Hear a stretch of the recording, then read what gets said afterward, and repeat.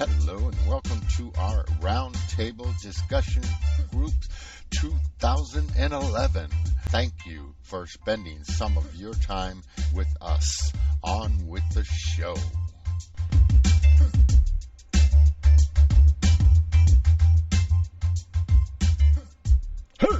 Yeah, is that what we're supposed to do right there?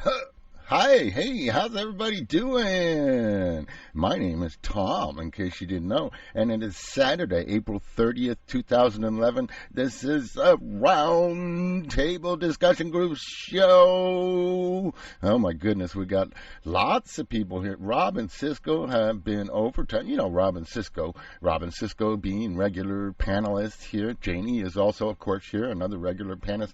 They're both from the New York area, but Rob and Cisco also have some guests in the house they have brought down to share with the rest of us. I'm so excited. Yep. A gentleman named John Bosco is going to be with us. He's currently relocating from Florida to the New York area there and visiting with us from Queens, New York. He'll be with us shortly. And Brigida is a visitor from Poland who happens to be at Rob and Cisco's house. So, goodness gracious, without further ado, let's bring Rob and Cisco and Janie and John and Brigida and, oh my, I feel like the Wizard of Oz. Hey, how's everybody? I'm top of the world. Hey, Tom. Hey, everyone. How you guys doing? Man, I'm doing great over here. Janie, how you doing? I'm doing pretty good, thank you. Just got to let everybody know up front here, Janie told us she might not be able to be with us for the whole show, so the jury's still out on that. But, you know, just a warning, you know. I'm trying. But, you know, Rob and Cisco have done so much. I tell you, they, got the sewed up. The whole show is sewed up. Rob and Cisco got us back, baby. We got more stuff to throw out from the New York vicinity. Oh, you guys are awesome. I can't believe it. So I turned the podium over to you guys, you know, because I know you got a lot of stuff to throw out there. They're going to do a little piece and information and lots of goodies and with a New York style from Rob and Cisco. Hello, everyone. I just wanted to say that we wanted to talk a little bit about lesbian history today. What better day to talk about it? We have our lesbian friend here from Poland, and we are so excited that she's here with us. Yay! So I wanted to start it off a little bit talking about a famous lesbian here in the city. Her name was Alice Austin. Not too many people know about her. She was a photographer who was born on Staten Island back in 1866. She grew up in a little house called Clear Comfort, which is actually still there at Highland Boulevard and the waterfront. Right in the Rosebank section of New York. So anybody that comes out to New York City, take the ferry over to Staten Island, take the bus up to Highland Boulevard, get off, go see the house. It's beautiful. It's Victorian gingerbread, just delicious little house there. And it still looks the same as when Alice lived there. And she ran into some problems in her early days, but I'll go on to that. Her name was Elizabeth Alice Munn. She was born in Staten Island at the Woodbine Cottage in the Rosebank section, not far from where she lived in 1866. Shortly before her birth, her father, Edward Stopford Munn, left the family, leaving her mother, Alice Cornell Austin, to raise Elizabeth Alice on her own and forcing her to move to Clear Comfort at 2 Highland Boulevard and at Edgewater Street, her grandparents' home that was there. It was less than a mile from the Woodbine Cottage where she was born. I don't believe the Woodbine Cottage still exists, but Clear Comfort is still there. Elizabeth Alice never used her birth name, Munn. Instead, she used her grandfather's last name, Austin. In 1876, her uncle brought a camera back home from one of his travels, and Alice had found a new love. It was photography. Her uncle taught her. It was photography, and her uncle taught her how to use the camera and how to mix chemicals to develop the pictures. Not as easy as what we have today, the digital cameras and or even film. Back then, it was a whole other process. But she fell in love with it, and to this day, we have a lot of pictures that she had taken. She was a very aggressive, strong woman for her time, when women were still basically put down. They didn't have equal rights, and then being on top of it, being a lesbian, I'm sure she felt pretty smothered at times. She would take her bike to the ferry and ride it into Manhattan, and she would take pictures of real people and real life situations, and she would carry up to 50 pounds of equipment at a time in a steamer trunk in her travels around the city and afar. Alice found a companion in 1899. Her name was Gertrude Amelia Tate. She lived from 1871 to 1962, and she was from Brooklyn, and this is how we know that she was a lesbian. She moved in with Alice to Clear Comfort in 1917, and they lived together there. Alice was surviving off her grandfather's inheritance, and when the stock market crashed, of course, in 1929, she lost it all. Gertrude and Alice tried having a tea room on the grounds of Clear Comfort to raise money, but that was unsuccessful. Probably the reason why it was unsuccessful was because it was at the end of a street, and it wasn't like on a main thoroughfare. So that's probably why it never was successful. But it is a beautiful home. Alice, from that, had to end up selling all of her belongings that were in the house to raise money just to keep the house going. But in 1945, it proved too much for her, and Alice moved to an apartment. Before she moved, she called a friend at the Staten Island Historical Society who had been interested in her photographs. And she decided, instead of selling them, she donated her glass negatives to the Historical Society of Staten Island. And they were able to extract over 3,000 glass negatives.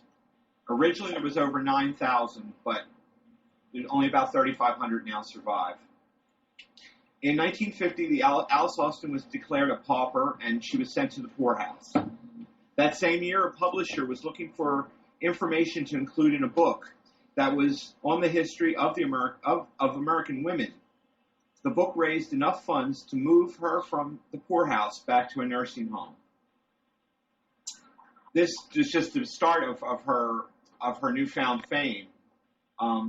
In October of 1951, Alice was the guest of honor at a display of her photographs at the Richmond Town Museum, which is still there in Staten Island and still welcomes people to come visit every day. There was over 300 guests that celebrated the first Alice Austin Day, and this was in 1951. So at least she was able to be rediscovered and given the chance and the opportunity to show her work because of the love of somebody else. Alice did die peacefully in her sleep on June 9th, 1952, and she was buried in the Austin family plot at the Moravian Cemetery in New Dorp on Staten Island. Born Staten Island, died Staten Island. And to this day, a lot of people that were born and raised on Staten Island, they live off the island and they die there on the island. So she was born a lesbian and died. And died a lesbian. Born this way. Wow, awesome story. I like that one. That was, gosh, overdid. Yes. Overachievers.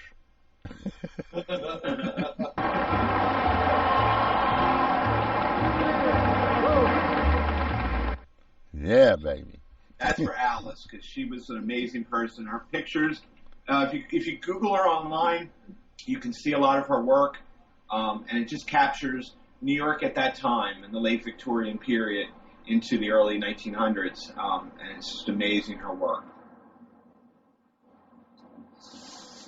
That's awesomeness, man. What a story. Well, we wanted to touch actually on one more. And this is on Dykes on Bikes. Dykes on Bikes.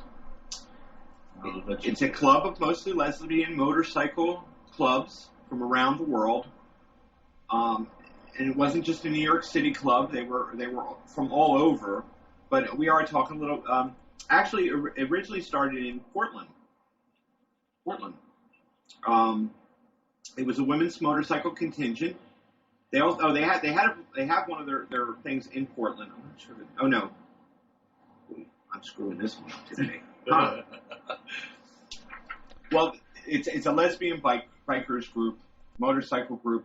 A lot of people might not affiliate motorcycle groups with women, but they're a very strong group. They head our parade here in the city every year. They lead off.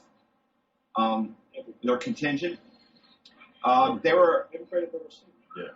Originally, the Dykes on Bikes were most likely put on the front of the Gay Pride Parade for many different reasons, and they were put there just to show pride, defiance, liberation, and empowerment.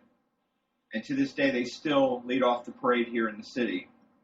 They also have contingents in San Francisco, and I'm sure other states in the Union and around the world. Orlando, too. Orlando? Yeah. Oh, so John just threw in that they do have a contingent in Orlando. Yeah, well, I know they lead the parade in Seattle also, so I don't know if they have a contingent here or they travel to it or whatever. Orlando as well.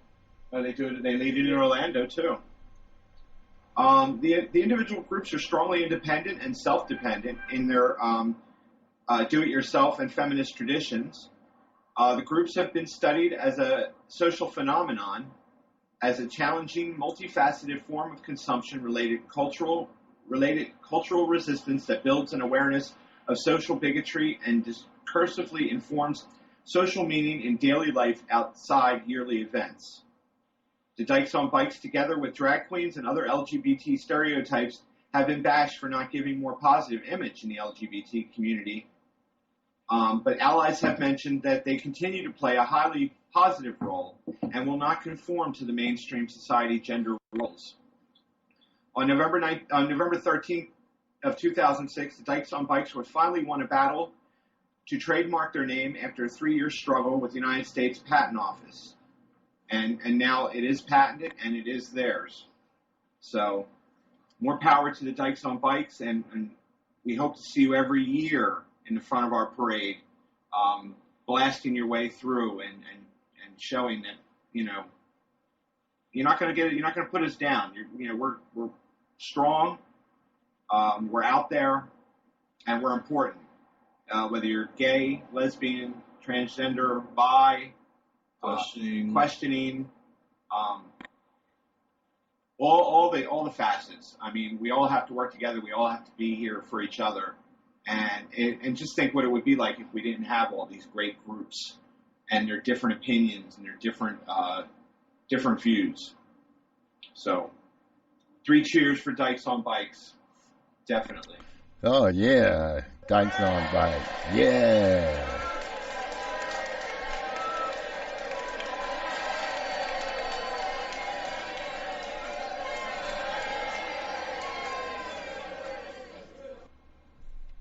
That's the perfect example that even the stereotypes, the camp, everything serves purpose. And without any of the stereotypes or camp, really we wouldn't have a lot of the rights that we have today, because those are the people that stepped up to the plate when it was time to get dirty and prove the points that we've proven over the years. So everyone serves purpose. This is the perfect example of that. And if we didn't have those stereotypes and we didn't have that camp, imagine what Stonewall would have been like. How many people would have died that night? How many lives would have been lost? but because of the LGBT community, and we're not just the average community, we're out there, and we're going to do things different. It was full of camp that night as we chased the police around the square. You know, we got out there and we did our thing, and hopefully everybody got a chance to see Stonewall Uprising. It was on PBS on Monday, and you can see it live. You can see it on AmericanExperience.org or .com. Google American Experience. It comes up. You can watch it. Very, very insightful, and it's just so great to be able to put faces and places together. From what you hear about the history, but when you get to see it and get to hear the people talking about it, it's amazing. It's actually pbs.org, WGBH American Experience, and you can watch it right there. And I just think everybody should stop. Everybody should be shown it. Every school, exactly. Every church group.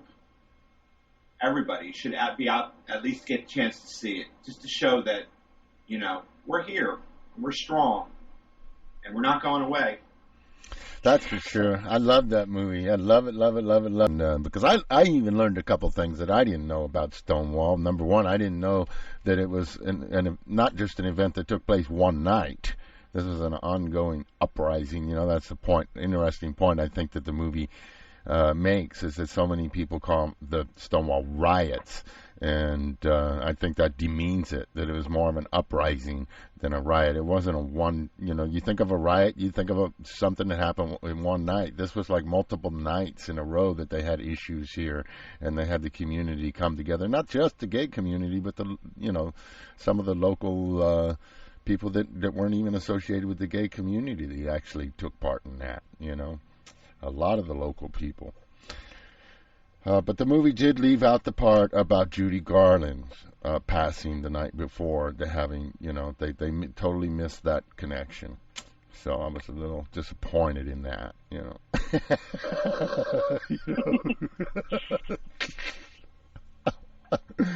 You know, people were already down because of that, and then, you know, getting pushed and poked and prodded from the police. They just had enough. And, you know, we just lost an icon. What else are we going to lose, you know? And it was just the frustration was there. It was just tired of being pushed around and told where you could go and where you couldn't go. Yeah, I liked that one guy that they talked to that was there during the event, you know, and he had the mustache.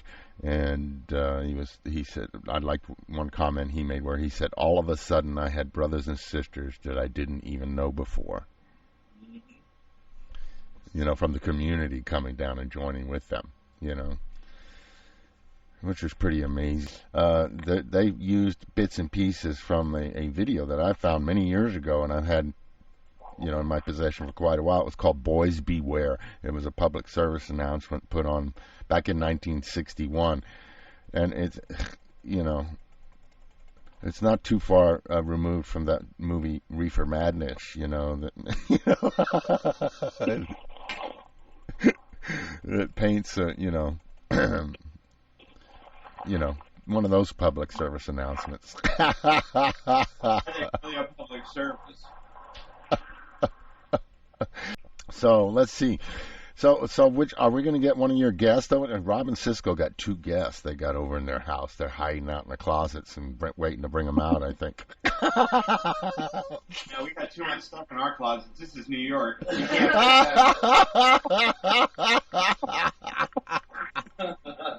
He's so right. I'm hiding in the tub. Yeah, he's in the tub. John's in the tub. John's in the tub? Okay.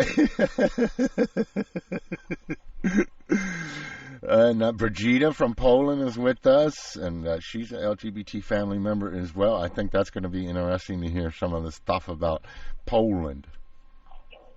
Okay, but what do you want to know? And I don't know how much I can express my opinions. Maybe only, you know, stuff connected with the LGBT people who live in small towns. in my country because probably people who live in cities, in bigger cities like Warsaw, Krakow, they have much better life than let's say, we from the smaller places. But as I said before to Rob and Cisco, that generally I can notice that the US and your laws and your approach, even by the society that is quite not popular. I mean, LGBT problems are very not popular among society. You are still like 30 years ahead of the rest of the world, at least. The world I'm coming from. So. And that's odd because sometimes I feel like we're 30 years behind. Behind probably some countries, in Western Europe, like Holland, like Denmark for sure, Scandinavia, like Spain, Portugal recently. But basically, the problem of LGBT people in Poland doesn't exist because officially we are still kept in a closet by the officials, by politicians. If anything is said about us, it's just said about some kind of like jokes. Different names are used just to be just to offend somebody. So and for sure, we don't have any like anti-hatred laws. So everything can be said and basically, most of these cases are not even facing the court of law. Just nobody's, really interested in our issues, especially in these small communities. And Brigitte was also saying that there aren't any. Let's say if you're a LGBT run and owned business.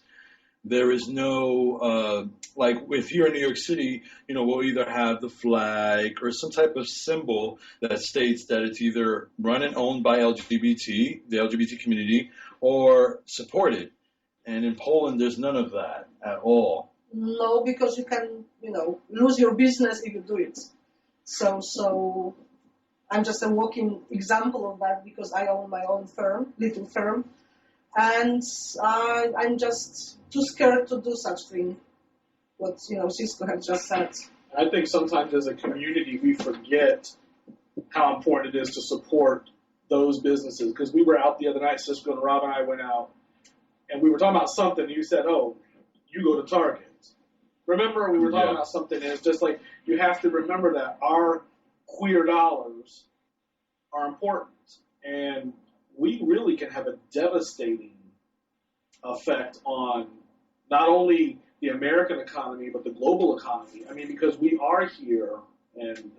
we're the majority, if you really think about it. We spend a lot of money. We have the most discretionary income, unlike myself, but...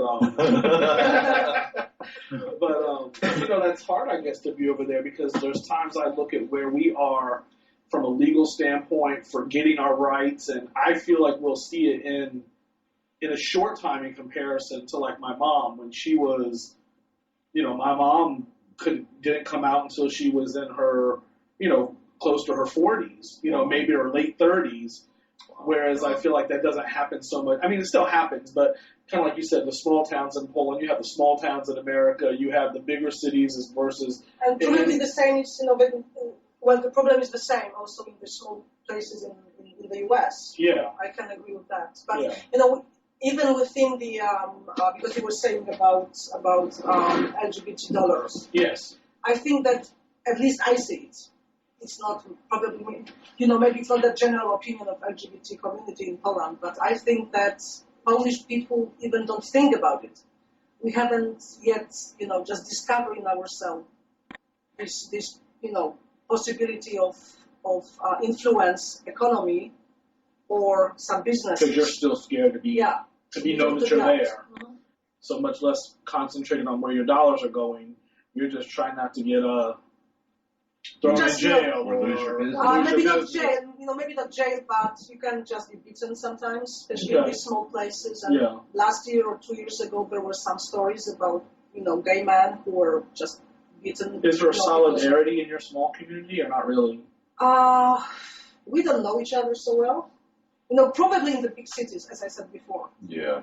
they have this possibility of meeting in different places. But you know, in my town where I live, you know, there is no gay club or lesbian club. Can I ask you what keeps you there? Is it family or is family. it family? Only family. I'm planning to. Or are you going to be the Rosa Parks? Yeah, maybe. When I'm 70, I will travel. Yeah, I mean, it's a hard. You don't. It's funny because we all get wrapped up. I mean, a couple things have popped to my mind just hearing the last, few minutes or whatever. But, for example, Tom had said when he saw the PBS show that he saw things he didn't know, and then it's funny because then it makes me think about the queer youth, that how much they don't know. Even at my, I mean, I'm going to be 40 sooner or later, but but there's things I don't know. And I'm closer to the generation of, it was my mom's generation that was coming. We're done. We're done with this. You will know us, blah, blah, blah. And I'm once removed from that, and still there's information I don't know. So I worry about the future queer nation. You know what I'm trying to say. Yeah. And their lack of knowing where we all came from. And then you're in a small community, and you're in a country where it's even more oppressive than what we see here. And I worry, what is going to be your Stonewall? What is going to be, what's going to be the defining mark in your small community that says, you know what, I'm a lesbian. This is how it is. Deal with it. And that's so important. What you are doing here, Rob and Cisco, that and Tom, of course, and everybody who's just. Because we have to remember that, as we were talking before, educating people is very important. So each of us can be a kind of a, small hero. Mm-hmm. And, what happened in, 1969, it just showed that each of these person who was, people who were there, mm-hmm. they just showed some kind of heroism. So. Mm-hmm. Yeah, definitely. Hey, Brigida, so Poland's not part of the European Union? Poland is a part of the European Union. It is? Okay. Yes. Well, maybe there is hope then. But our laws, because, of course, the European Union have, implements the law, but we don't have to follow this, as, single country. So lots of the laws which are in different countries, they are not applying in Poland. Wow. It's interesting. But I would think, don't they lose funding or something if they don't like certain things, or they got human rights issues or whatever? Polish government prefers probably to lose some funding in some sectors of life rather than open for some problematic issues which are not accepted by the majority of people.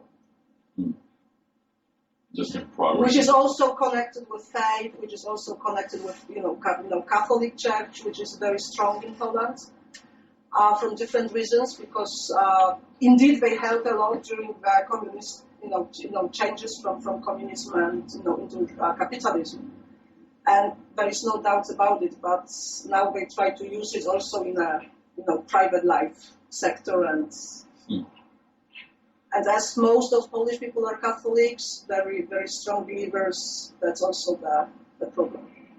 So once again, here we see religion playing a part, dictating in what's right and wrong, when there's no place to really tell an individual or someone that's feeling that they're feeling themselves to actually dictate how they are supposed to feel or what's normal to the majority.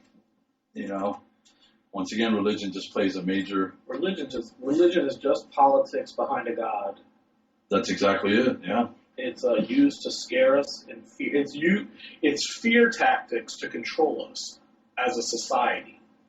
Exactly. It always has, and that's, you know, being religious and spiritual, I think, are two different things. But Yeah. you know, I think I'm a very spiritual person, but I do not buy into the religious sector of it all because it's just. I would say that it's church that is, you know, Yeah, church. Yeah. problematic. And when I say religious, I mean church. Yeah. That's Yeah. better word. As the you know, institution. Organized religion. Yeah. Organized religion. Exactly. It's very organized.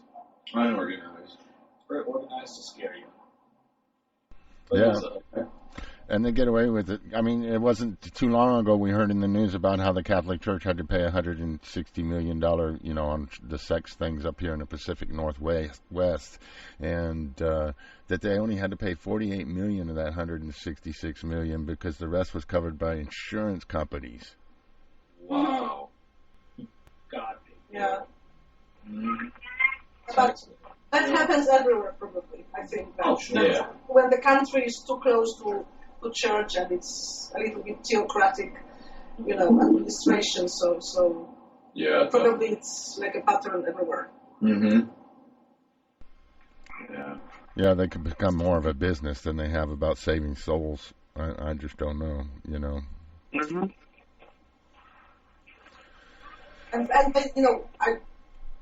think that they should take really, you know, good care of also, you know, our community because there are so many, you know, gay and lesbians and, you know, transgender people who are still members of the church and they want to be members of church.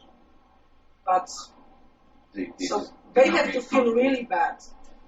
It puts such a bad taste in my mouth, personally. I grew up in the church, and it's funny, a Catholic church, raised very Catholic. Mother led the choir, dad was a lector. My brother and I were both altar boys. We were both presidents of the junior youth group and the senior youth group for the church. I mean, church was just pouring out of every orifice that we had going on.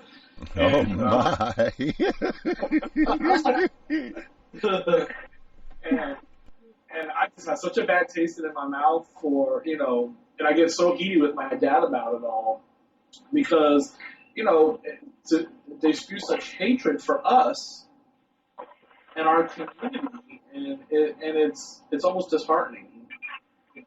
Well, the same people that are spewing this hatred about our community are the same people that are wearing Prada that was designed by a lesbian or gay or transgender. They're the same ones. Wearing Marc Jacobs and, you know any of queer. the things that we've contributed to our society, that if we were to strip society from, There'd be no society. there would be no society. Or a very dismal society. Very boring. We are the rainbow. We really are. We are the color. Yeah. Mm-hmm. You know? Like I said, if we weren't who we are, filled with the camp, the excitement, the stepping out, The stereotypes. the stereotypes, that night of Stonewall could have been a deadly happening. There could have been so many people dead that night. Instead, the cops didn't even know what to do because here we are marching around, kick-stepping, and Cisco's doing a kick-step right now. Harry Rockets up in here. And, you know, they didn't know what to do. They didn't know how to take us. They ran back into the gay bar. Now, here you are. You got us all out of the gay bar. Now, you're in the gay bar? Hey, that's not right. I like a man in uniform. If you're in the gay bar, right? Exactly. Now they're all gay. They're in the gay bar. I tell you something I'd like to see. I would like to see more solidarity amongst our community. True. That's true. There's a lot of it's funny because when you guys said, "Hey, come over, we're going to do this thing," and you had mentioned, you know, there's the lesbian kind of the theme of it all or what was happening. And it's funny how I remember talking to this lesbian friend of mine, and in my own community, I had no idea how the lesbian community worked. I didn't know the facets of it, the breakdown. I mean, if you ask me about the gay, you know, how does the gay guys do it all, or how's it, you know, I can tell you all the different groups, the subgroups that go with it, and what happens, and how these things. And it never even dawned on me in my 40 years.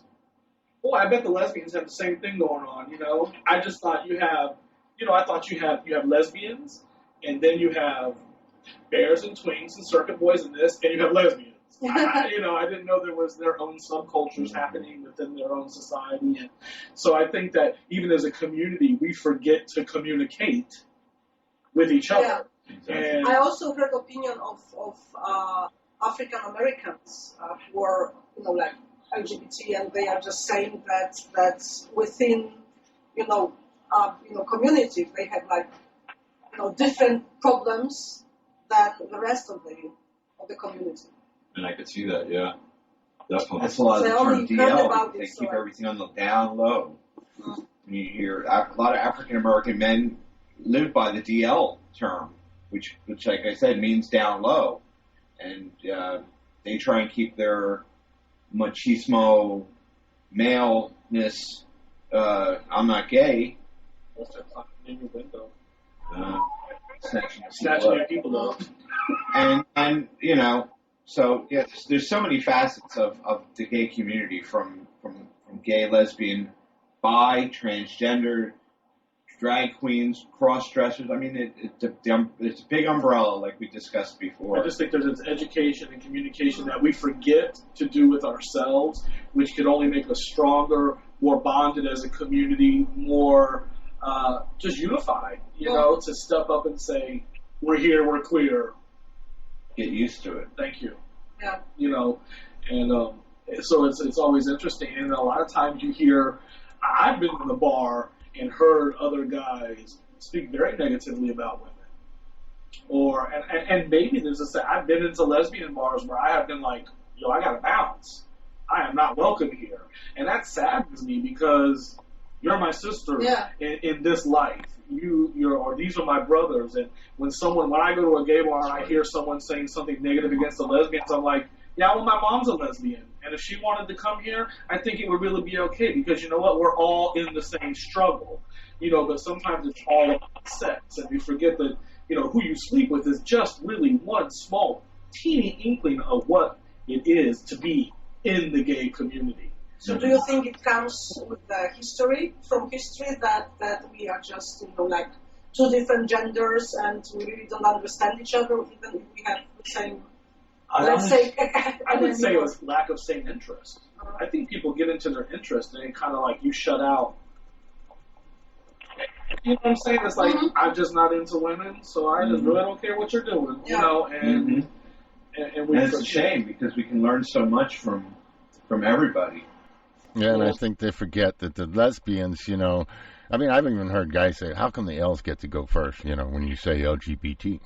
And, well, if you want to put GLBT first, go right ahead, that's your right, But if you stop and look at it, personally, I think the lesbians have less than the stigma stuck on them because, when people scream and yell about gays, especially from the religious circles, most of them are talking about the guys. Most of them got this obsession with sodomy, with anal sex. And that's their whole focus for whatever reason. And, the lesbians, the women, they're more acceptable. And I think that had made it where they can, in the political circles, in the advancement circles, they have done more for the LGBT community than any other subset within that community. And maybe it's a skewed in my vision, but like, I think you associate people with who you know in your personal lives. Like, I've always looked at my mom. She's very, very, very strong. And most of the lesbians that I know, I think of them as being very, very strong women. And maybe they should be first LGBT. I think that they're very strong. They should lead the parades. There you go. Dykes on bikes. They have, I think that, unfortunately, the stereotype is that they're the butch and we're the femme, and that's not how it is. We know that in our own communities or our own subcultures of the community, and that's not how it works. But I always look at women as being strong, and I look at them as the mother. Even if you're not personally birthing children or whatever, I look at women as you're the mother, you are the caregiver, the nurturer. That has nothing to do with anything. That's I'm trying to say. It's not tied into it all, but are just it's a shame that it's the same thing as black on black crime. Why is it got to be gay on gay crime? And sad. It's sad. I don't like to see because I'm a very all-encompassing kind of individual, and it really makes me go upset when I'm somewhere and I hear people talking that way. You know, any negativity in the community is just is like a fissure in the earth crust or whatever. It just leads to further damage if we're not a united front. And if we're not on top of it, and it's just going to keep getting bigger and bigger until we separate ourselves. And if we separate ourselves, then we're not going to have, we don't have the solidarity to get the things, the points put across, the change, the marriage, everything that we're fighting for. And the more we separate ourselves from it, the worse everything's going to get. Yeah, and then I think a lot of times people don't want to get involved. I mean, I know people. I think the older I get, the more I want to be involved. And when I was in my 20s, it wasn't. Well, in my 20s, I was so far in the closet I couldn't get through the coats. But I think that the older you get, the more you want to see the change and become that. You want to become that change. You want to be the facilitator of the change instead of, it's all about cruising. It's all about who am I going to sleep with this day or this hour in some instances. Instead, it starts to become more of like, you know what? That's screwed up. If my partner's sick, I need to be able to see him in the hospital. No, his mom doesn't know what he wants. He hasn't lived with her since she was 18. Exactly. I know what he wants. He shares his day-to-day thoughts with me or any of those things. But we sit by and we don't let it happen. Like, who's the person that shows up at the courthouse and says, I want a license? Exactly. Or because sometimes I sit in my own apartment and I think, one day I can get married. And then I'm like, well, who's out there doing the work? Exactly. Am I waiting for there to be a news bulletin that says gay people are getting married tomorrow? Or am I out there making that marriage something that might happen? Or whatever the right may be. Pushing the envelope. It's like my partner said when we first got together, he didn't want to go to a gay pride parade. And he's like, oh, it's just about wearing thongs and looking at bodies. And I'm like, no. And we got in a big argument about it. And I didn't go that year. And I told him next year, I said, if you don't want to go, don't go. But I'm going. I said, because there's nothing more important than being counted and being seen. Power in numbers. We have to say, this is my community, and I need you to know that I'm one more. So when you only thought there was one of us, now you know there's 2 of us, or 10 of us, or 4 million of us, Right. Still not so many people think the same as John. I remember last year in Krakow was very big, problem with the, parades, because as always, lots of, radical groups showed up but what I noticed that was, there were 13, probably 15 people from LGBT in the parade, and some hundred of these radicals shouting some, and of course police in between. So our parades don't look the same like your parades. Yeah. It's like they throw some I don't know, stones, maybe not stones, but some. They don't even get a license, do they? Those are like illicit parades, aren't they? Yeah, absolutely. Yeah, they can't even get a permit to have a legal parade. Yeah. Well, I think the parades originally were political, and now they seem to be more celebratory, and which I think is good. I think you need to celebrate, but I think you also need to bring, and I think Cisco, I think you said this to me, last month, that there needs to be a little more of the political brought into the parade. I think you need to keep the celebration, because we do need to celebrate, and we need to, this is who we are, but I think we need to don't forget the fight. It disheartens me that you live in this small community, Rita, where you are before Stonewall. Yeah, absolutely. You're before Stonewall. And I look back down, I'm like, oh my God, how horrid is that? That might as well be medieval chastity belts and chainmail. Because that just seems so... I would say that we are before Harvey Milk. Maybe not before, Stonewall belts. But Harvey Milk for sure. Well, I think a lot of the times we try to fight to fit into society's stereotype, and what we end up doing is that we end up fitting right into what society's stereotypes are. And if we actually took the time to, instead of relying and searching for the acceptance of society and put that energy towards relying and depending only on and within our community, that will sort of help us on top of education, which you always bring up, Tom, and building an awareness of all these events that have taken place within our history. You know, we still have so much to do to sort of not fit in within that society stereotype and put ourselves there, because we end up putting ourselves there. You know, and a lot of the things that we do. And you know, we just take the time and energy to listen to each other, have things like what you're doing here, Tom. I mean, the round table is so valid and so important. It's awesome. Oh, and you guys, I can't believe you guys this week. I tell you, Rob and Cisco, you know, have just outdid themselves this week. I tell you, bringing John over and to talk with us. John, just enjoying your thoughts over there. Awesomeness. And, of course, all the way from Poland, we can't forget Brigida. I mean, goodness gracious, what an honor for us. Sister Rob out the streets recruiting. Honestly, we're just lucky. We're lucky to know people like yourself, Janie, Bosco, Brigida. I mean, Brigida, we met on Twitter. You know, we've been talking for the past 4 months, 5 months. And so whoever says you can't meet somebody online that's true and loving and like a sister, well, you can meet them on Twitter. yeah, definitely. You can definitely meet them. Just give people a chance, you know. And I gotta say, you know, because while we're in the middle of this, we're all kind of like at the middle point in the show anyway.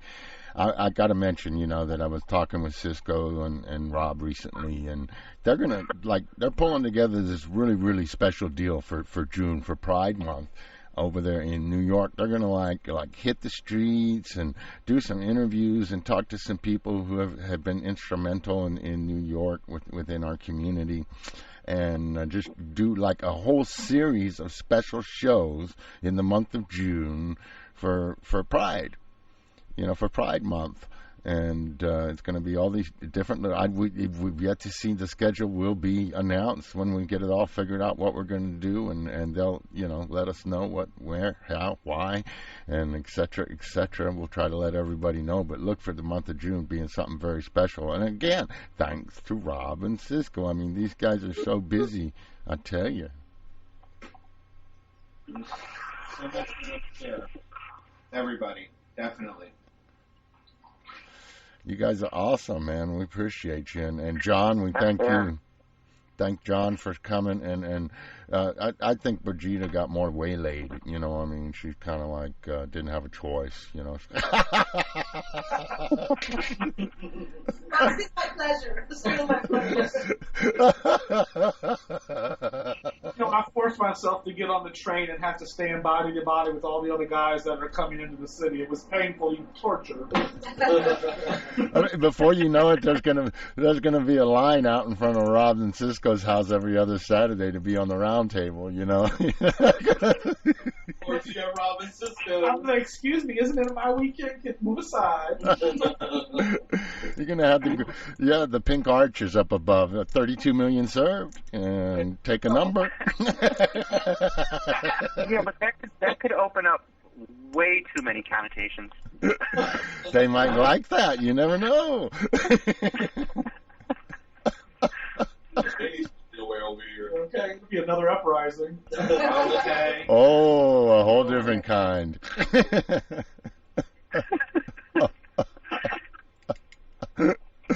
Are we getting bad? That happens at the middle of the show. We get this middle of the show madness going on. You know, that's especially with it's all Janie's fault. Oh, yeah, blame it on me. Mm-hmm. I didn't do anything. I've been quiet the whole show. Well, they're the ones you got to watch out for. Yeah, you know what they say about the quiet ones. Nobody ever suspects the butterfly. You trying to say it's the Janie effect now instead of the butterfly effect? Oh, is that what it is? You said I open my mouth and the whole show goes to heck.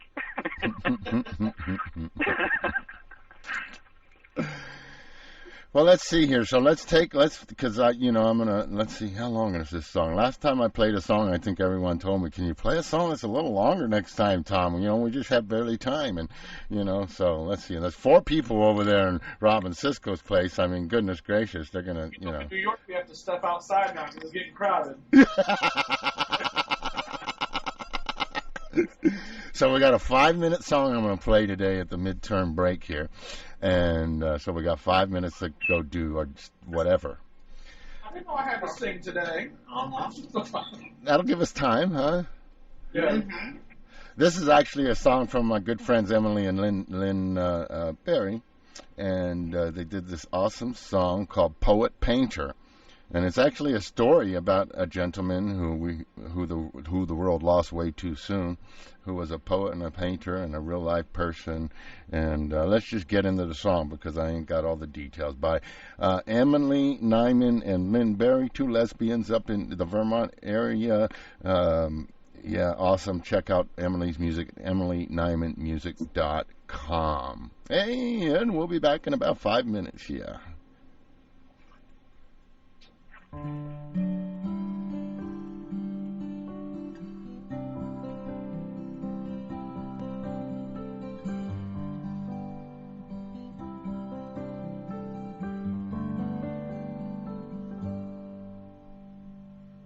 Life began with sunny days and merry-go-rounds.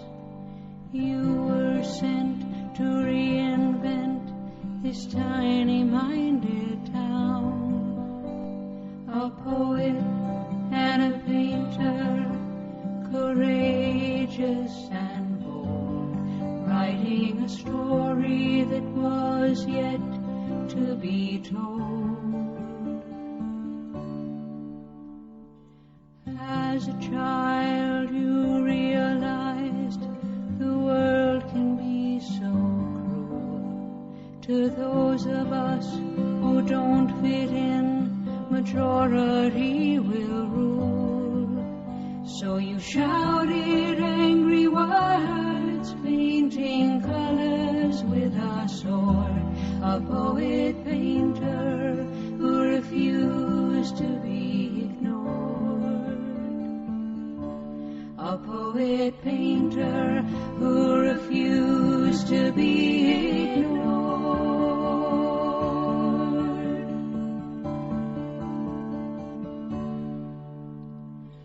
All your struggles amplified, a composition of opposing sides, a child compliant, adult defiant, searching for a home, a pessimist, an optimist, anonymous, well known, a poet painter made of water and of stone. A poet painter made of water and of stone.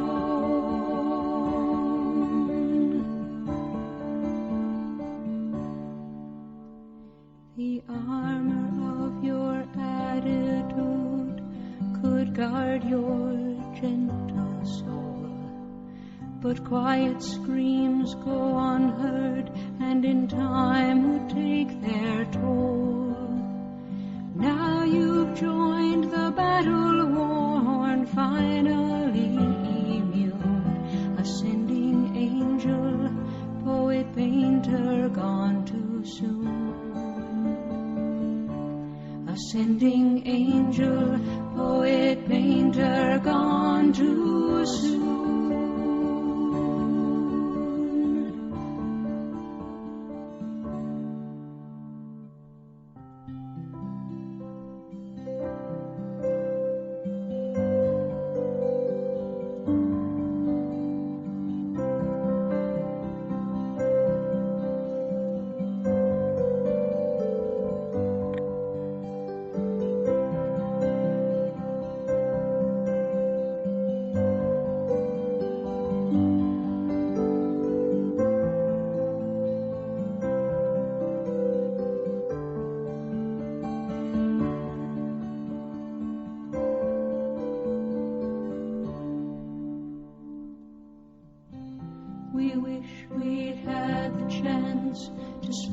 more time with you, to comfort, to reassure, to share our hopeful view. Now we can only dance with you in our dreams and forever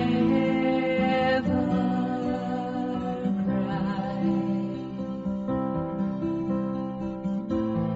Forever cry. Forever cry.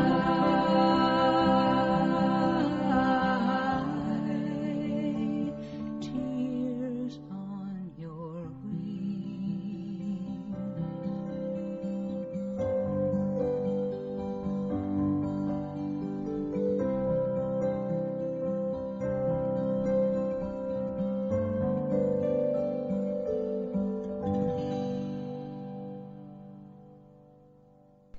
I'm telling you, the end of these songs for these middle of the show breaks just golly, right? It's like, they used to say, if you want the waitress to come with your food, if you're in a restaurant and, you're getting impatient, say, just light a cigarette. They'd say, boy, here come the waitress, So every time one of these songs ends, my coffee just now starts coming out of the pot, the minute. Well, pirates. Well, yeah, that's why yesterday I was waiting for the cable guy, and I'm like, you know what? Let me get in the shower so he'll come. Yeah, there you go. Yeah, right. Hey, you never know. That could work out in a couple different ways. Well, I always sit around and say, how come the hot pizza guy is never the one that comes to my door? I'm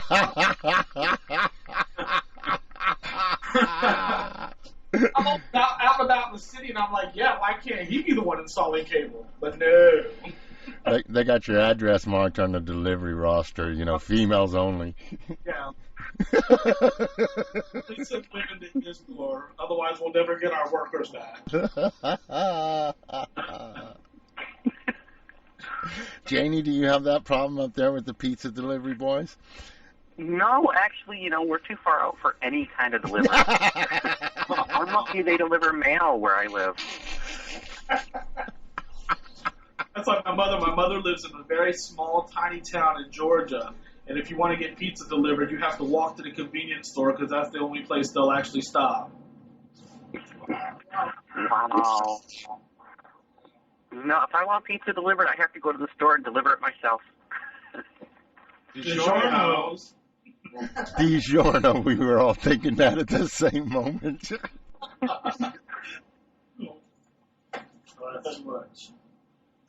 I used to talk to this lady. She called DiGiorno. I'm making homemade pizza. I said, girlfriend, DiGiorno is not homemade pizza. No. I think anything you actually make in your home is homemade. I had homemade Oreos last night.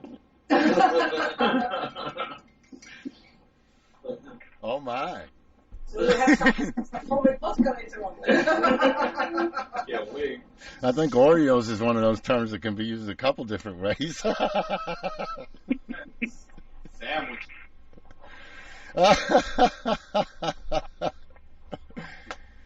Oh, goodness gracious.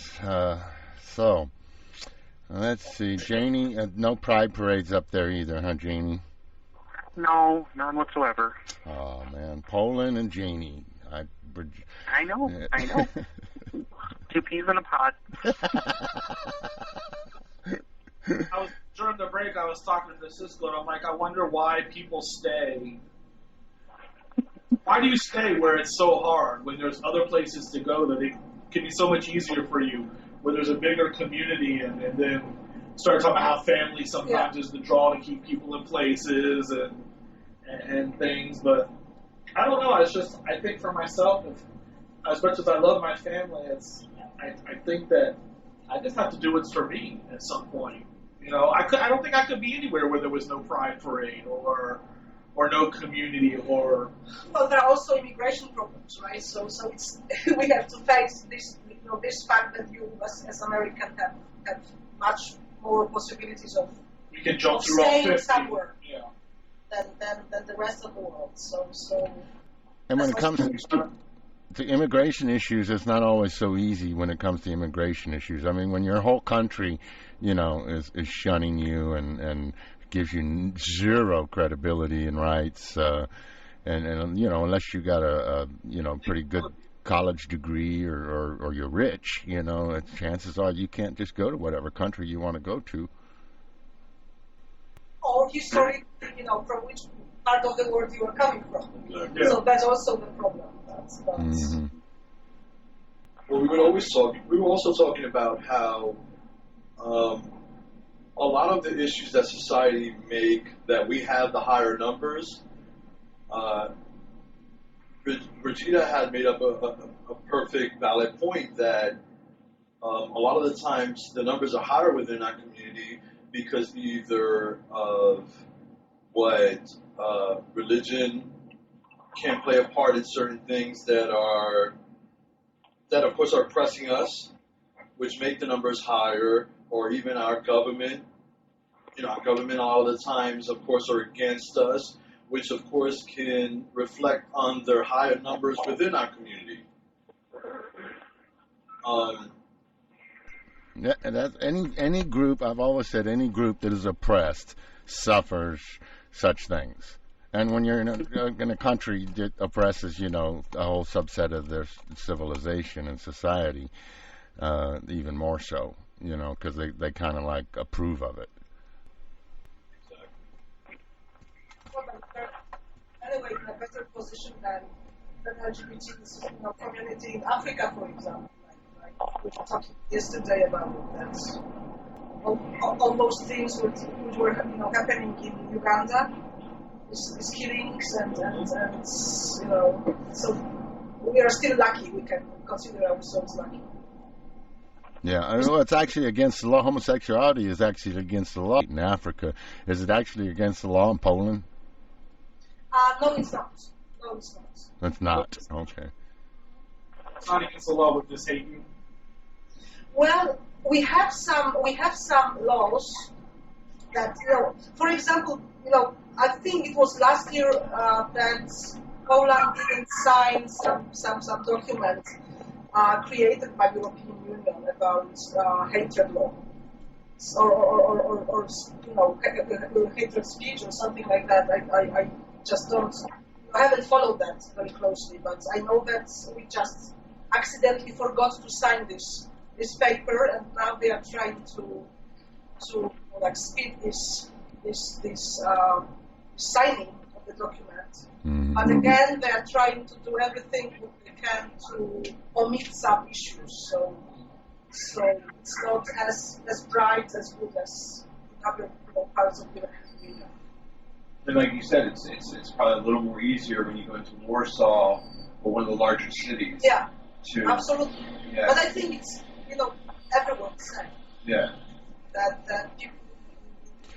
What about sodomy? Because I would think even if they don't quote unquote have homosexuality as illegal, I would think with such a strong Catholic influence, they'd still have sodomy laws on the books where that's illegal.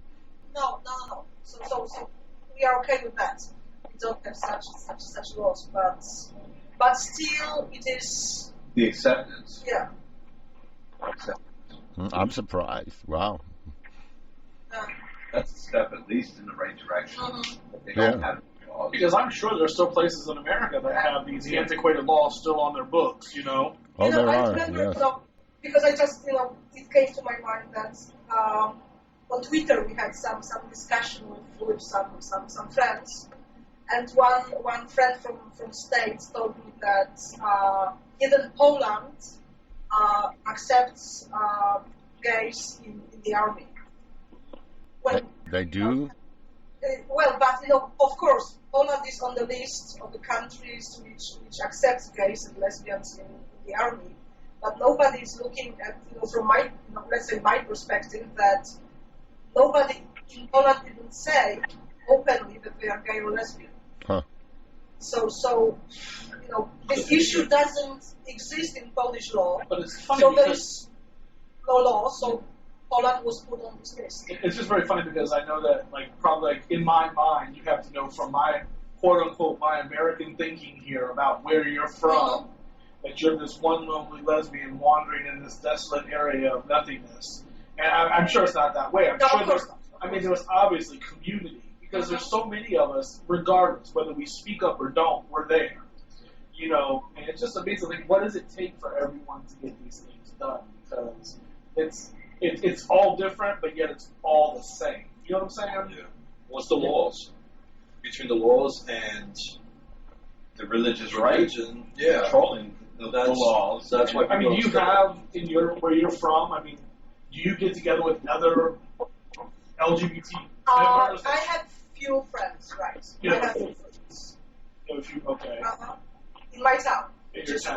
quite small by your standards, as I said yesterday. So it's quite small. But Everybody knows everybody in your town? maybe not that bad, but Okay. more or less. There's more than one stoplight. Uh-huh. We're not going crazy. But maybe we are not so close, you know, as community in general in Poland, as you are here. We don't have this one leader who wants to, you know, I think it goes back to like in my thoughts, you're still behind Mhm. in your liberation. Yeah, absolutely. And so that I think that, you know, if you look back over history in America, we didn't have the visibility, the solidarity, all the things that come with what happened since Stonewall. You know what I'm saying? Yeah. And so since, quote unquote, your Stonewall has not happened, Mhm. you don't see that community is probably there. Yeah. You just don't know, you know? And because it has to be. Yeah. Because Well- we are in numbers, even if we don't speak. I think most people on the street look at me and don't think I'm a gay man, you know? Yeah. But yet here I am, I'm gay, you know? Oh, he has a kid, he's this, he's that, blah, blah, oh, you know, it probably never crosses their mind. Whereas I look at everybody, I think everybody's gay. You know?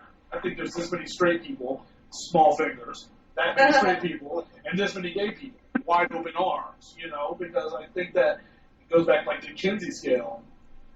Does anybody really fall at one end of the spectrum or the other, or we're all kind of in the gray? So my whole point of all that babble is that the community must be there. You just don't know, or you don't have the. I can't think of a word. Guts. It's not guts. Yeah, but that's a good The guts to be the community that you are, because you haven't had your "don't fuck with us" moment. Well, but you know, for example, we don't have in this, you know, especially in the small places, we don't have like, you know, gay bars or lesbian Community bars. centers or So we don't have such things. So we don't, you know, how can you notice in the street that somebody is lesbian? Because they breathe. Yeah. Okay. I told you there's two straight people in the world. Yeah. It's just, you know, it's just, I don't like to hear that you're in that. You know, I don't like to hear people are living that way, because it really opens your eyes. I think it takes you back to a reality check that just when I think, God, it sucks, boy, it really doesn't. And we really do have the pie, and we have all of that, and there's so many people who don't, and we forget that because we're all so wrapped up in our own battles that we forget that the world really does exist out of the 10-foot radius of my body, which we tend to forget. I think everybody tends to forget, you know? And the struggles that you're having in a small town, that's just multiplied by how many small towns across the globe that are having those same things, and how far we really have to come as a community on a global level and not just a regional level, you know? Yeah. Because for sure there are also people here in states, somewhere in the middle or south, as I see, Oh, sure. that they have problems. So So that's she's upstate. She's upstate. Oh. She's upstate. yeah, but even upstate New York, I was told that, you know, because it's funny, because coming here, you think as a gay man coming out of the Bible Belt, that it'll be a more visible, it'll be better in the life. How's that? Here in New York as opposed to Orlando. And then my friend said, she goes, yeah, New York City, really accepting. Step outside the city, and she goes, it's all small town. And they don't really want to see you, and they don't want to know about you. And, you know, and that's why some of those laws haven't been changed in New York, because everyone thinks of New York and thinks of New York City. And as gay as New York City is, New York City is nothing but the pinky nail of New York. You know what I'm saying? And size-wise, it's that minimal in comparison. So but I mean, even in Orlando, where I'm from, is very. You have a safe area, but outside of that area, you know, like if you're down by the downtown central area, there's a lot of gay people, and you can see it. Why? Because there's arts and there's culture and there's all these things, all the things that the gay community brings to any area, because we're fabulous. But once you step away from that, you know, it's no, don't hold my hand. Don't call me papi, don't call me honey, don't say sweetheart, you just become who you are, and I'm who I am. You know, you always get scared regardless. And I imagine that's just so minute compared to what you feel where you're from, Brigida. You know, it's just got to be devastating at some level to really just mess with your mind. It is. It is. You know, I can imagine just being in my house crying. I'm not crying very often because I'm a strong woman. Yes. But yeah, you know, that's why I just love, you know, going to, you know, coming here or going to you know, San Francisco or wherever in the world. Like, you know, last year I spent most amazing holiday in Copenhagen in Denmark. Mm-hmm. I was staying in the gay guest house. Totally different, you know, well, generally totally different approach to, you know, towards LGBT community in Denmark and whole Scandinavia. So people just, you know, sitting, you know, openly in a open, you know, gay bar, you know, sipping coffee in the middle of the day, and nobody is, you know, like looking at the other person. And so for me, it was like, you know. Well, you came to see the two gayest people in New York, so I tell you. On bikes, catches a cold this year, I think they might lead the parade. So. Yeah. Yes, you're gonna have withdrawals when you go back home from all this, you know, not having to be closeted. Because I think that's basically what it is in countries like that. I mean, because we spoke with Paula and Claudia from Guatemala, you know, and they have a similar issue there. Of course, they did have a gay pride in one of their big cities there, and actually got a permit for it. But they have a big Catholic influence, and most of the people there are in the closet as well.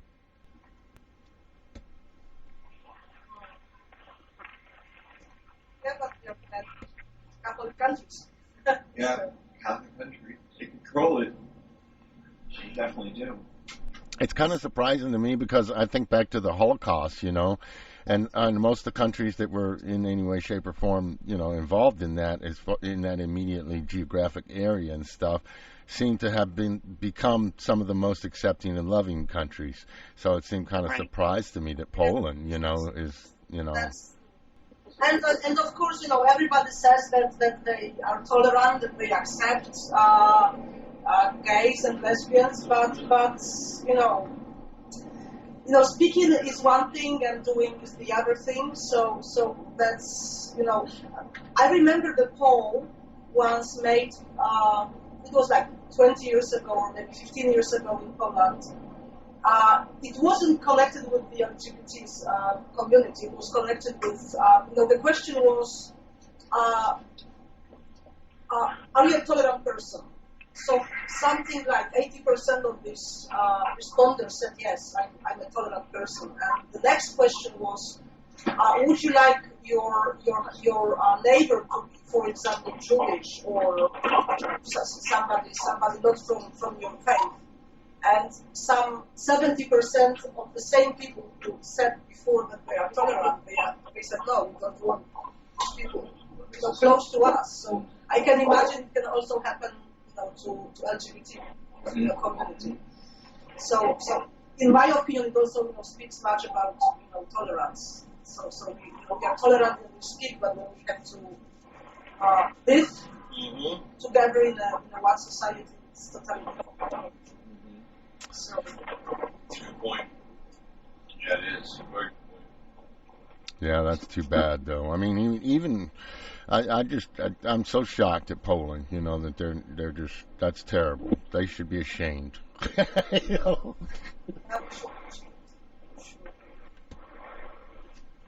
there are still lots of attacks on people because of different, because they are different than we are.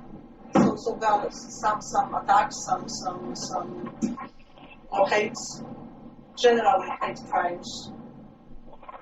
So Yeah, I mean, because I talked to this guy from Germany that I talk with. He's from a little town. I think it's called Mainz in Germany, and Right. and he's like, he openly gay and got married to, there in Germany to that in a little rural area, and it's just night and day, for countries that are so close to each other. yeah, but they are very open. And for example, also, quite interesting for you may be the law again problem which we face that lots of LGBT members, of community have their partners abroad. Also in the countries where they accept gay marriage.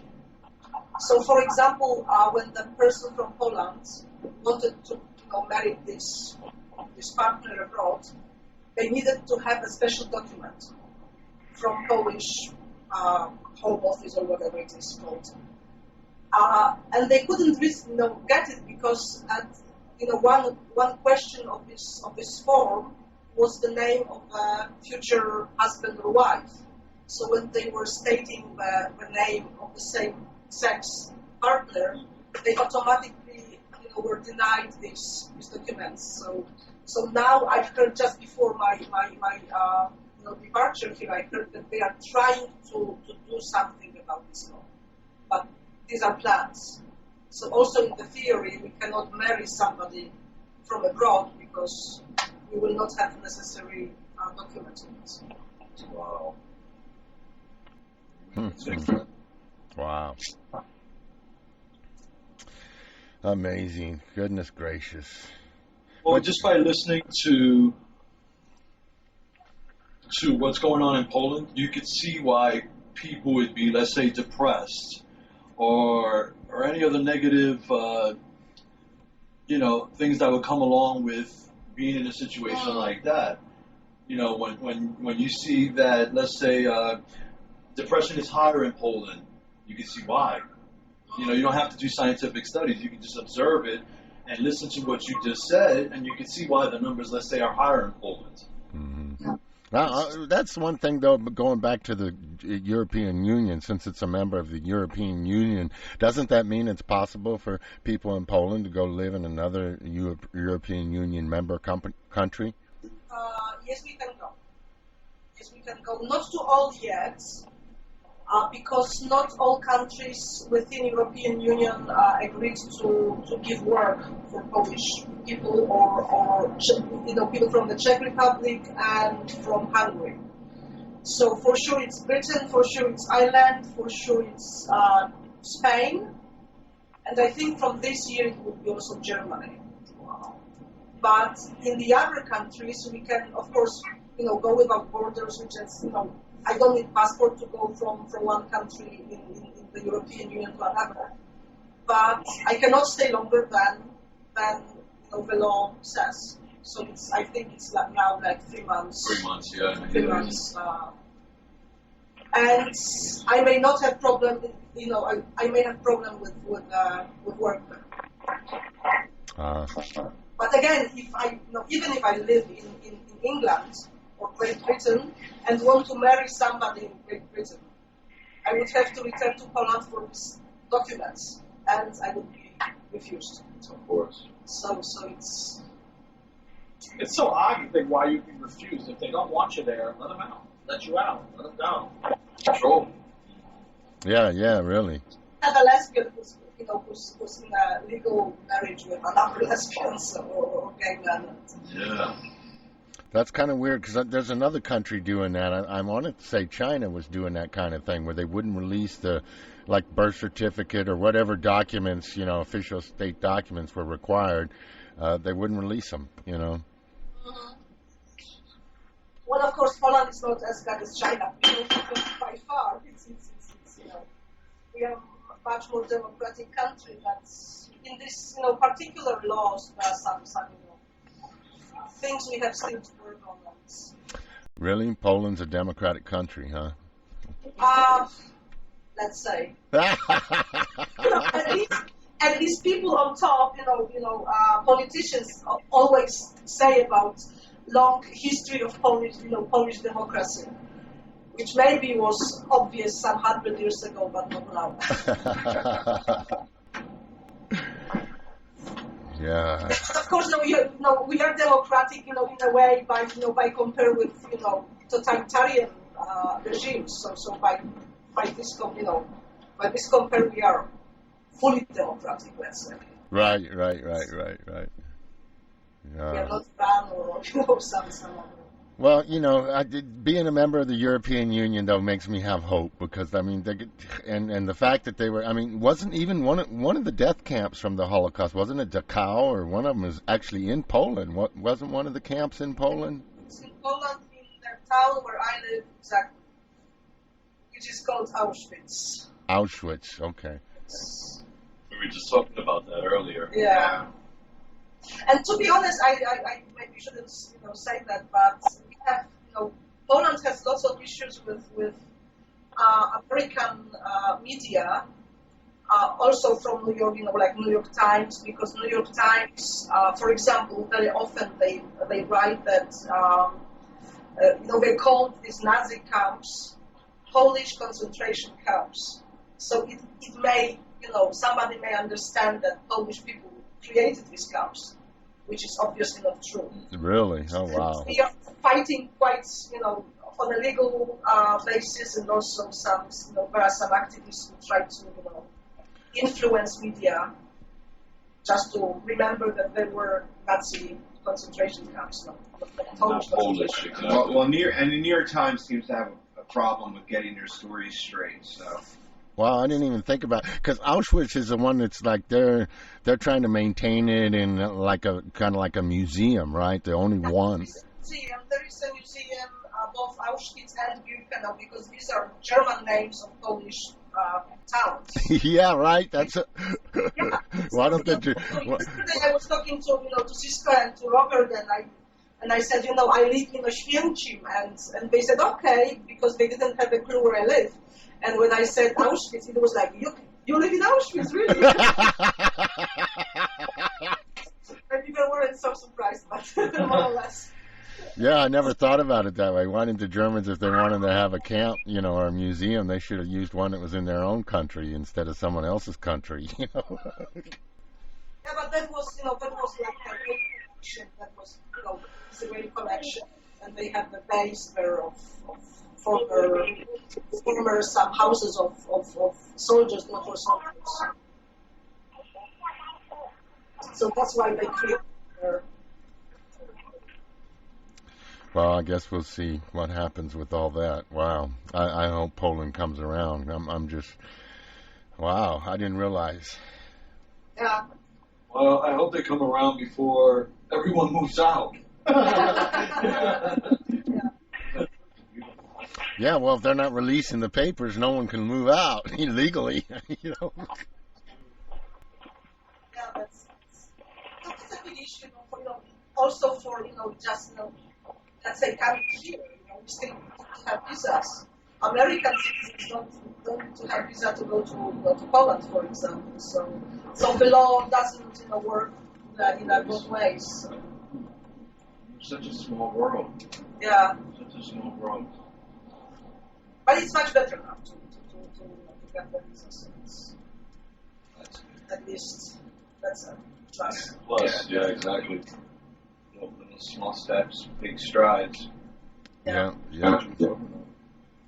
But of course, I know that there are lots of Polish people who are staying here, probably legally, also when they just overstay their visa periods, which is true. I'm not saying that it's different, but now basically it's better to work somewhere in Western Europe than in America, for sure, than in the States in particular, because of the crisis and Everything that's going on, yeah. So I think more tourists are just coming. I know back on, what was it, Holocaust Memorial Day or whatever, it was within the last couple of months there, I think in Auschwitz, where they had February. they had a memorial there or something, or a ceremony where both the presidents, the one of Germany and I think the president of Germany and the president of Poland both got there and gave a little speech. Yeah, it was 65th anniversary of liberation of the camp. It was in February. Or January. I'm not very good at history, to be honest, but something like that. Yeah, so it's very typical. And on Monday we are having annual. It's called the March of the Living.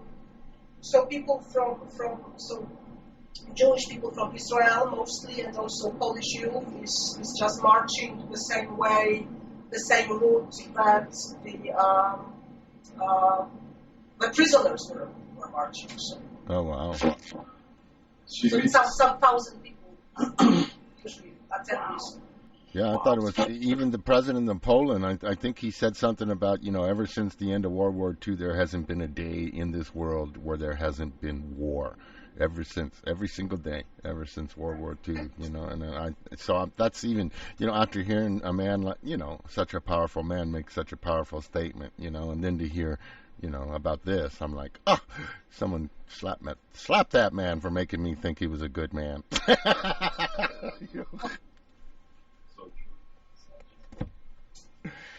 Oh, I mean, they draw the lines, It's like, oh yeah, we're all about, no war, but we're not about, everybody's equal and we love everybody, And it just all seems like it's supposed to go hand in hand to me. Yeah. You would think. Yeah. But there are different wars on different levels. It doesn't have to be a war. We can say that the struggle of LGBTs community is also a kind of a war. So, yeah. So, but indeed, I think it's true that in different parts of the world there were different. Still are different wars. So. Some places got it good, so and I think that's a good thing, because like John said earlier, that's one more to be counted, when the good countries stand up and have human rights across the board and or as close as they can get to it, at least, toss us a bone, or crumb or something, You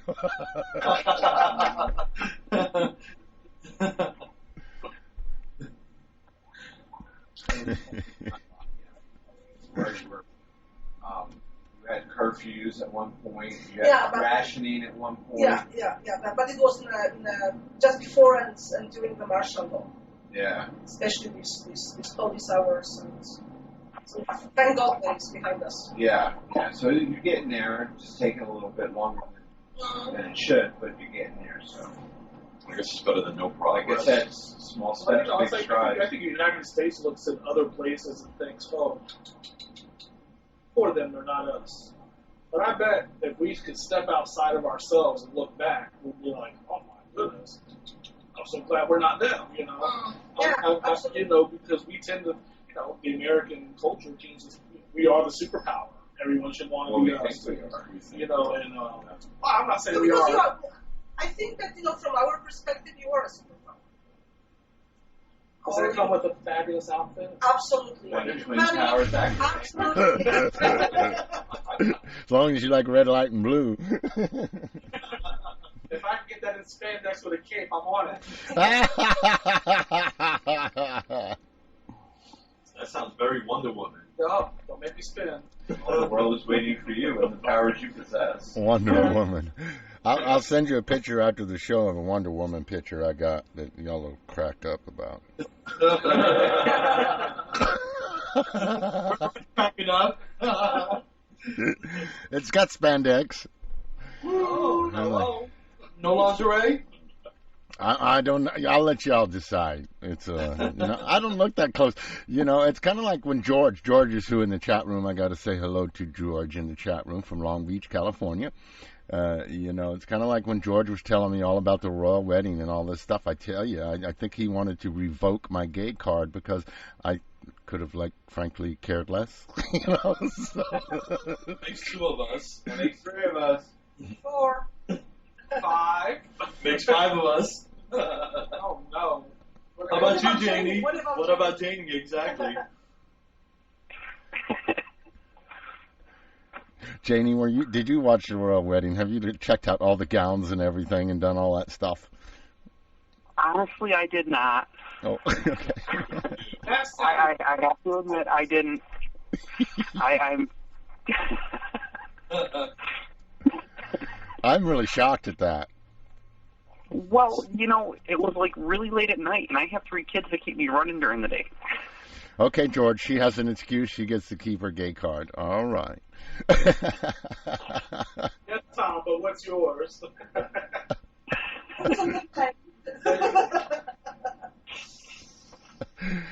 Oh, goodness gracious. I just don't know all about that stuff, but that's okay. We don't have to, right? We're talking about other queens over here. We don't have to talk about that. Thank you. Yeah, we have our own royalty. There we go. We got our own royalty. They don't have as much money, though, to throw around, obviously. Yeah, we're talking about our marriages when they allow us Exactly. to marry. So. We'll watch their marriage when they come to watch ours. Yeah, Oh, no, I don't think that'll ever happen. I think that would have been awesome if they would have said, we're not going to get married until gays could get married. Now, yeah! I love it when they do That would that. have been very awesome, yes. That might have been just one way of saying I don't want to marry you. Yeah, right? That's one way of saying I still want to be a slut.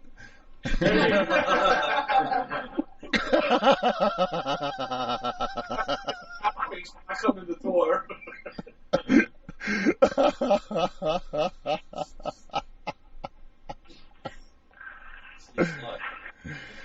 Yeah, what was that old saying? I mean, Janie, you ought to be able to correspond with this one. What was it? Oh, yeah, why buy the cow if you can get the milk for free? That was the old. See, I was just thinking I have the will, I just don't have the opportunity. I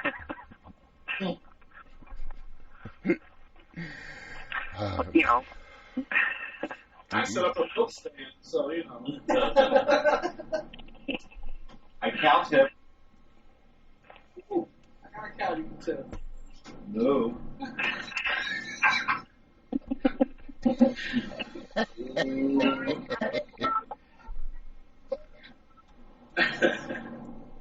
Oh, my. So let's see. Let's see now. I'm sorry, what did you say? I was asking Jamie how are her kids. Oh, how old are my kids? I have a 3-year-old, a 5-year-old. They're both girls, and I have a 9-year-old boy. Excellent.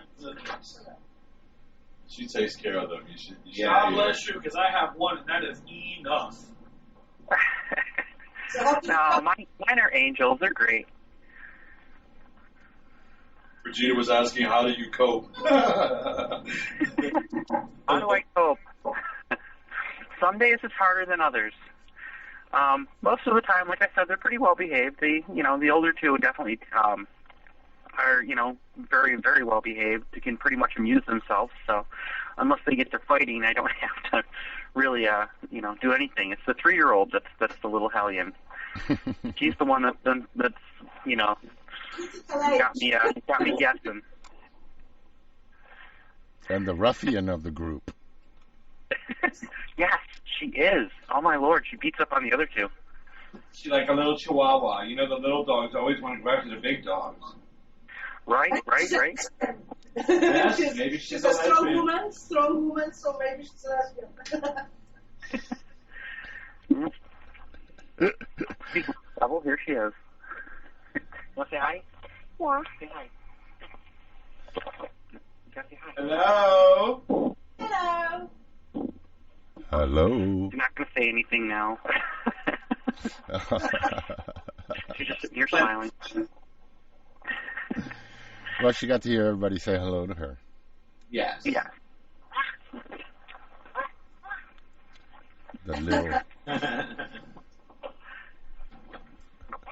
I tell you, it's that Ninja Turtles show. I don't know. I think it's corrupted a lot of kids. You know, I've gotten kicked in the shins several times by the neighbor kid. Oh, yeah. Yeah. They all think they're little karate kids, man.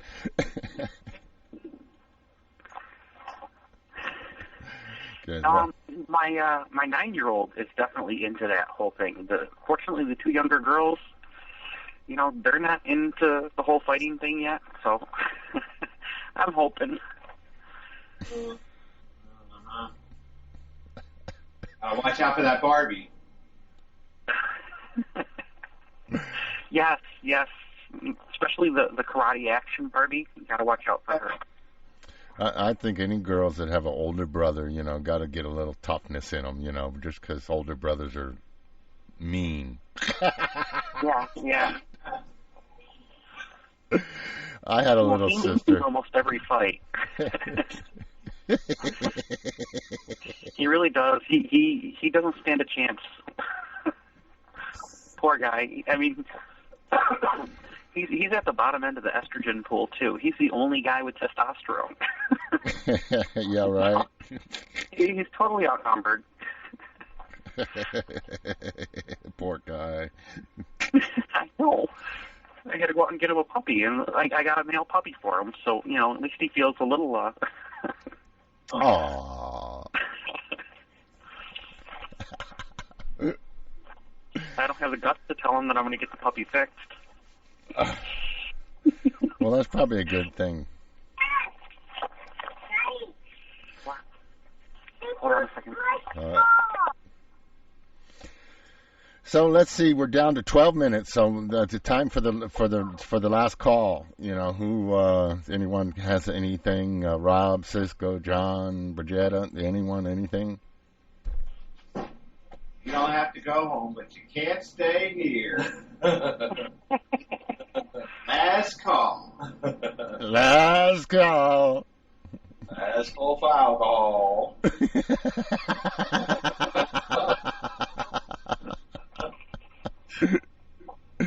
That's right. Okay, so I'll take 6 shots. Just you know. I know. Smooth it over. Party and I didn't get one drink. Oh, how dare them! I didn't know it was Tom BYO made coffee. I didn't know it was BYO. Well, Tom, I'm not at Tom's house. You have cream for that coffee? That's a loaded question. I said one. I used to love it when they asked that at the bar. I want cream in my coffee. Oh, really?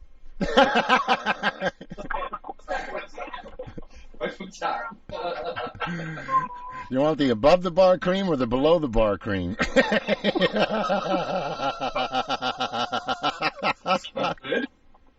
How about the Irish cream? Oh. Oh, man. With the Irish attached? Yeah, right. What's a good Irish name? I don't know. Whatever. Milassi, come here.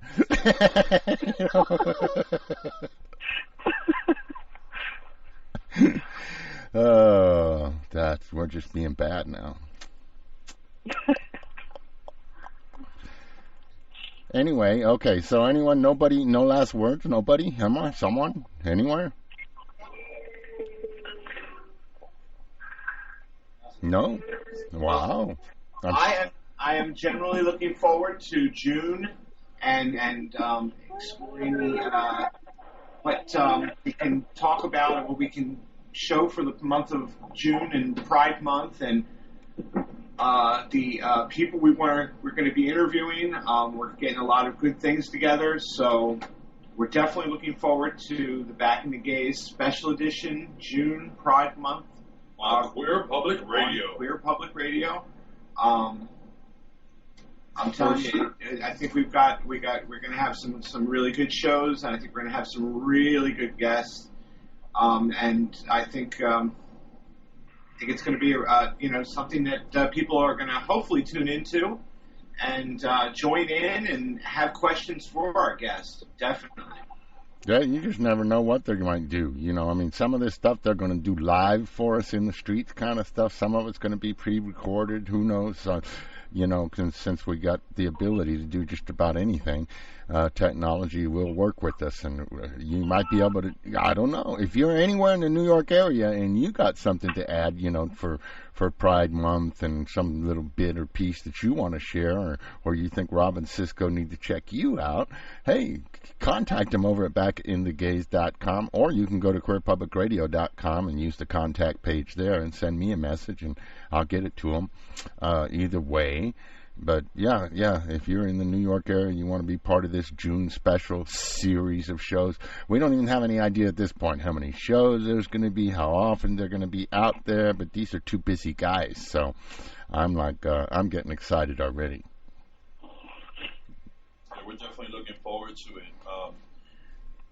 We already contacted actually Tree Sequoia. Tree Sequoia. He's the original bartender at the Stonewall the night of the riots, and he is still bartending at the new Stonewall bar. Wow. Yes, he's going to be our first official guest. He actually gave the okay and the thumbs up. So we're going to get together with him. Yeah, it's definitely cool, and we're definitely looking forward to it. I just want to add, though, even if you're not in the New York area, if you want to share something that's going to contribute to Gay Pride Month, or what Pride means to you, or how you celebrate Pride, definitely forward to Tom here at Queer Public Radio, because we're definitely looking forward to hear every aspect worldwide. We just happen to be covering the New York City area because we are in the New York City area, but we definitely want to hear from everywhere in between and worldwide. Oh, yeah, cool. I didn't know that. See, you learn something every day. And, on that aspect of it, our voicemail system is available 24 hours a day, 7 days a week. The number is 9097-GAY-GAY. 9097-GAY-GAY. It allows you to leave up to a 3-minute voicemail message. If what you got to say will fit in 3 minutes, you feel free to use the voicemail system at 9097-GAY-GAY and leave your little message on there, and we'll be sure and get that to them. They can include it as a soundbite in any show that they do.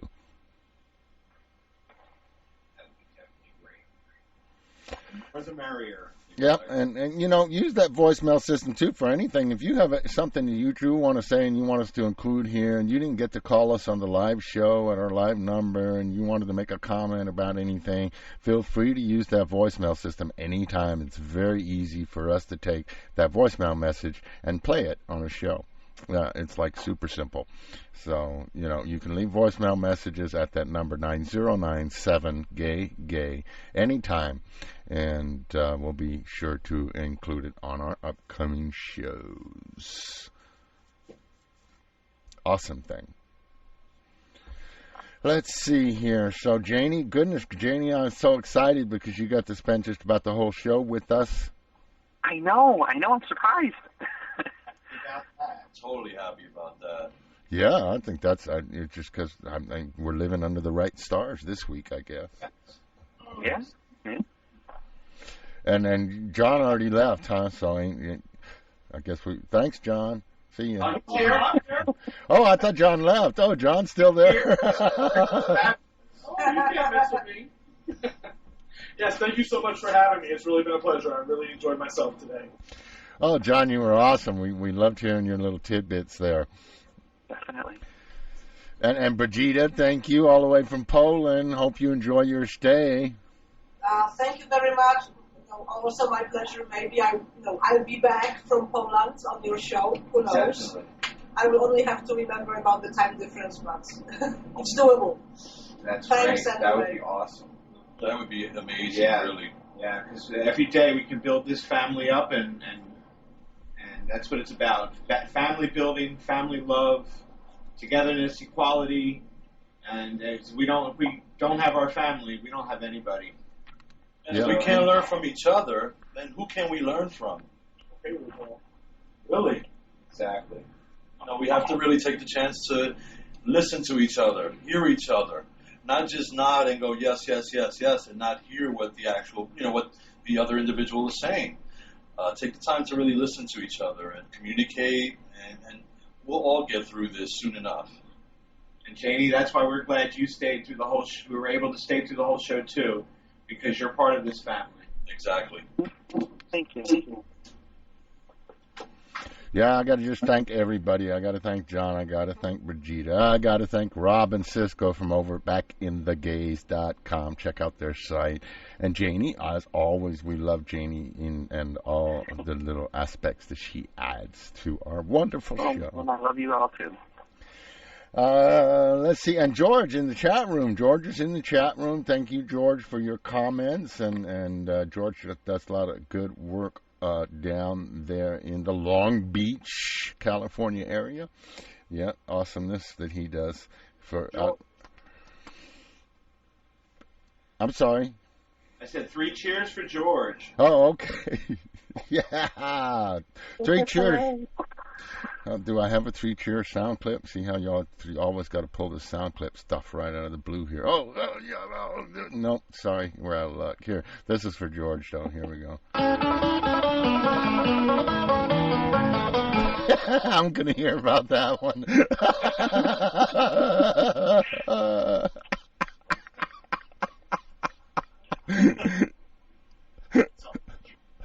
Yes, I am.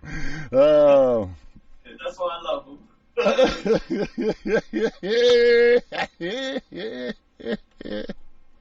Everyone have, oh goodness, a wonderful, wonderful weekend, and got to thank everybody on the round table crew, for being here. Thanks, many thanks, and to the guests as well. Y'all come back now. You hear. And remember, folks, we're all one human family, and we got to try to love one another, because that could solve all the problems of the world. It really could. That one simple thing. See ya next time. I love you, and you, and you. Oh, and you too. And don't forget him. I love her, and him, and her, and him, and him, and her. I love you all. Adios. Have a nice trip. Bon voyage. Farewell to thee.